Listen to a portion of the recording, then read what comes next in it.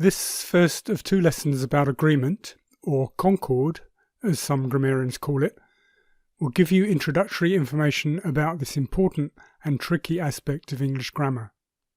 Before continuing, it's useful to define three grammatical terms that you will hear a lot in this and the next lesson: gender, number, and person.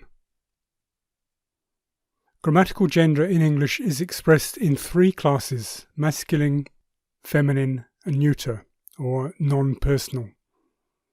The first table shows the personal pronouns associated with each class in the subjective and objective cases. The second table shows the gender-specific forms of the relative pronouns. Grammatical number has two classes, singular and plural. Here are some nouns with their third person to be verb form in the singular and plural. Note that some nouns do not have a singular form and some do not have a plural form. And note that we will come back to the data example in the second lesson. Grammatical person has three forms: first person, second person, and third person. What you see here are the subjective personal pronouns in the singular and plural. So the table shows the combination of person and number. And they, for example, is the third person plural in the subjective or nominative case.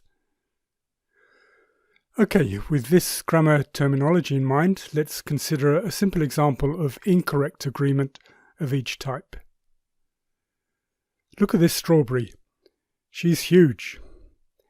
This is an agreement error of gender. We use the masculine and feminine gender pronouns only for humans and some animals. A strawberry is not a she in English, although it is in German. These strawberries look delicious. The word "this" is the singular form of the determiner, but strawberries is the plural form of the noun. Putting a singular determiner together with a plural noun is an agreement error of number. In the sentence, "she don't like strawberries," there is a mismatch between the third person singular pronoun she and the verb do, which is a first or second person verb form. Beginning learners of English often make this kind of person error. Okay, let's have a look at some more of the mistakes that learners make when matching the four relevant parts of speech for number, person, or gender. The words that should but don't match are shown in red. Pause the video if you wish to review them. Here are the corrections. The red words in each sentence are now matched for gender, person, or number.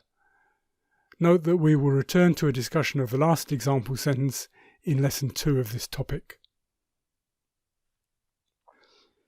So in summary of what we've learned so far, agreement is correct when one part of the sentence matches another part of the sentence for number, person, or gender. And the four parts of a sentence that are subject to agreement are nouns, pronouns, verbs, and determiners. Quiz page. Pause the video if you want to review the questions and answers before continuing. Many learners of English make the kind of mistakes that we've looked at so far because of interference from their mother tongue. Here are two examples of number errors that German native speakers may make. The news are very bad, and the police has broken up the demonstration. In German, the news, Nachrichten, is a plural noun, and the police, Polizei, is a singular noun. It is the opposite in English. So the error may be based on a false assumption that the grammatical number of a noun is the same in both languages.